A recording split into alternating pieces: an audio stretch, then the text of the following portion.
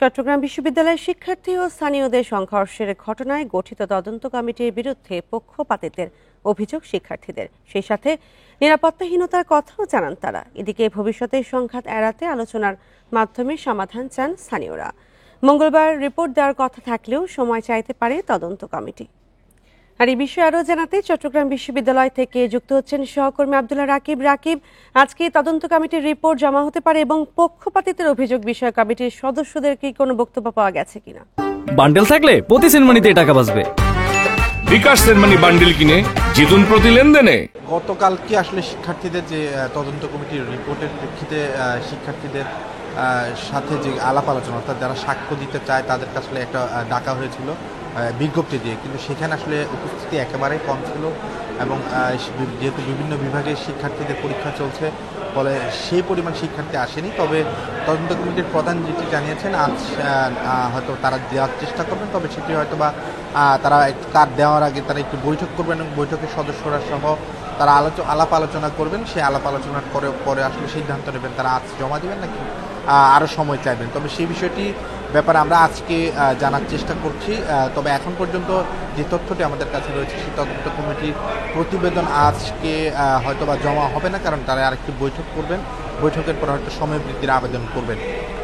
আমরা আরেকটি বিষয় জানিয়ে রাখি, চট্টগ্রাম বিশ্ববিদ্যালয় একই সাথে যে চাকসু নির্বাচনের যে মনোনয়নপত্র বিক্রি কার্যক্রম, সেটি আজকে শেষ দিন এবং শেষ দিনে আমরা দেখছি সকাল থেকে শিক্ষার্থীরা আসছেন যারা নির্বাচনে প্রতিদ্বন্দ্বিতা করবেন এবং সেই প্রতিদ্বন্দ্বিতা বিভিন্ন হলে শিক্ষার্থীরা আসছেন এবং পাশাপাশি কেন্দ্রীয় সংসদে যারা নির্বাচন করবেন তারাও আসছেন। আমরা এখন পর্যন্ত বিশ্ববিদ্যালয়ের নির্বাচন কমিশন, অর্থাৎ চাকসু নির্বাচন কমিশন যে তথ্য, সেই তথ্য মতে গত 2 দিনে 169টি মনোনয়ন ফর্ম বিক্রি হয়েছে।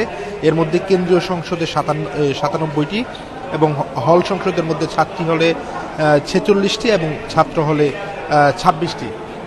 মোট 14টি হল এবং একটি হোস্টেলে এই হল সংসদ এবং কেন্দ্রীয় সংসদ নির্বাচন আগামী 12 অক্টোবর অনুষ্ঠিত হবে। আজকে শেষ দিনে এখন পর্যন্ত বিশেষ করে ছাত্রদল এবং ছাত্র শিবির সমর্থিত যে প্যানেল, সেই প্যানেলটি এখনও ঘোষণা হয়নি। আশা করা যাচ্ছে তারা আজকে হয়তোবা 12টা নাগাদ এই মনোনয়ন ফর্ম নেবেন।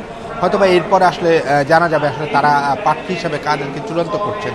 তবে এখন পর্যন্ত যারা নিয়েছেন, বিশেষ করে একটি প্যানেল শুধুমাত্র ফর্ম নিয়েছেন, এছাড়া বাকি সবাই স্বতন্ত্র হিসেবেই তারা মনোনয়ন ফর্ম নিয়েছেন এবং বিশ্ববিদ্যালয়ের তরফ থেকে যেটি বলা হচ্ছে আগামীকাল পর্যন্ত এই মনোনয়নপত্র জমা দেওয়ার শেষ তারিখ, অর্থাৎ আজকে এবং আগামীকাল এই 2 দিন যারা মনোনয়নপত্র কিনেছেন তারা জমা দেওয়ার সুযোগ পাবেন। এবং এখন পর্যন্ত বিশ্ববিদ্যালয়ের যে সার্বিক নির্বাচনী পরিবেশ, সেই নির্বাচনী পরিবেশে আসলে সুষ্ঠু রয়েছে এবং শিক্ষার্থীরা যে উৎসব মুখর আমেজ, সেই উৎসব মুখর আমেজে এই চাকসু ভবনের দোতলা থেকে আসলে তারা মনোনয়ন ফর্ম সংগ্রহ করছেন এবং এখন পর্যন্ত অন্যান্য বিশ্ববিদ্যালয়গুলোর মতো, অর্থাৎ ডাকসু এবং জাকসুর মতোই চট্টগ্রাম বিশ্ববিদ্যালয় চাকসু নির্বাচনের আমেজ সেটি পুরোপুরি শুরু হয়ে গেছে বলা চলে। তো এখন পর্যন্ত মনোনয়ন ফর্ম বিক্রি কার্যক্রমের এই ছিল আমাদের কাছে সর্বশেষ। চাকসু নির্বাচন নিয়ে চট্টগ্রাম বিশ্ববিদ্যালয় থেকে জানাচ্ছিলেন সহকর্মী আব্দুল্লাহ রাকিব।